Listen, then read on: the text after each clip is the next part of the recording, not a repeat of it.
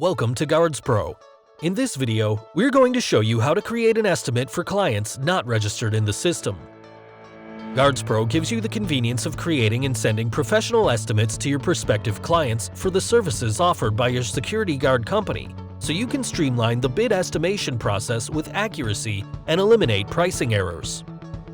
It is easy to send invoices to even the clients not registered in the system. Just follow these simple steps. Click on the Invoicer tab on the main menu and select Estimates from the drop-down. Now, click on the Add New Estimate button. On the next screen, click on the Select Client and select the option Enter Manually from the drop-down. Now, enter the client's name and hit Submit. Now you can go ahead and add all the details as you would do while creating an estimate normally.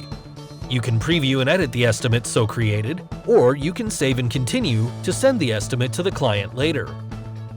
The estimate so created will be shown under the list of estimates with the status as Unsend, which you can send at a later date.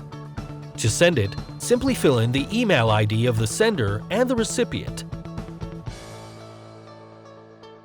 Add a subject, add an optional message, and click Send.